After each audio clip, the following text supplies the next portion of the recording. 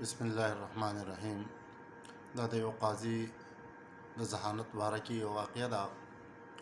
یو دوه کسان ملګري یو ملګري بل ملګري له څه قرض پیسې ورکړې او وخت تعین چې دا مقرر شو.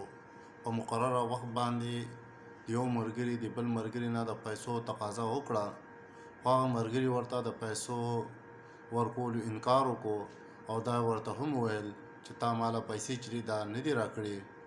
هغه ورته ډېر ووی چې پلاني ځای پلاني وخت کې ما تاله دا پیسې درکړلې. خیر هغه د دې خبرې انکاري و چې تا ماله پیسې چې دا راکړلې، او که تا ماله پیسې راکړې نو د هغې ما ته ګواهیان چې دا وښایه. خیر دا دواړه په دې خبره متفقه شي دي چې دا فیصله چې دا به موږ له د وخت قاضي القضات کوي. دا دواړه روان شي دي. قاضي القضات له تللی خپله دا قیصه ورته کړله چې ما دله پیسې ورکړلې او اوس دی چې دا انکاري دی. هغه کس ورته ووی چې بالکل دی وایي چې ما دله پیسې ورکړلې، که دې منځ کې څوک ګواه د ده پیسې چې دا به زه دله ورکم. قاضي قضات د دغه کس نه تپوس وکړو چې تا دله پیسې ورکولې، په دغه ټایم کې څوک موجود وو؟ هغه ورته ووی چې نه، په هغه ټایم کې یو د الله ذات نه علاوه زما د ده نه علاوه بل هېڅوک په هغه ځای کې نه و، خو یوه غټه ونه وه د هغې د لاندې ما ته دا پیسې چې دا ورکړې او اوس دی انکاري دی. قاضي قضات ډېر قابله شخصیت و، د ذهانت د هغه بلا واقعیت موجود و.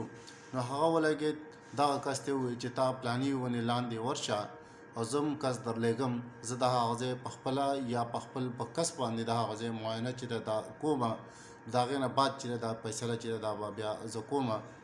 څنګه چې دا کس ولېږه چې ته هغه ونې لاندې ورشه، لږ ټایم وشو، داسې یو نیمه ګنټه ټایم ووت، ده خپل ملګري ته بل کس ته ووایي چې بار که ورشه د کس معلومات وکړه چې راغی او که رانغی. چې کوم کس پیسې ورکړلې هغه ورته ووایي چې قاضي القضات صاحب هغه ځای خو ډېر لرې دی، هغه خو د نیمې ګنټې لار نه ده، دا خو تقریبا اوس نیمه ګنټې وشوه، هغه ځای ته د تلو راتلو کم از کم 4 ګنټې چې دا لګي.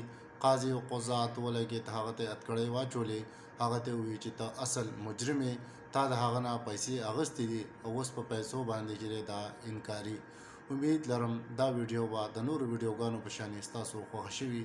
که ویډیو مو خوښه شوي په کمنټ سیشن کې خپل کمنټس ضرور وکړئ او دا چینل چې دا سبسکرایب کړئ. والسلام.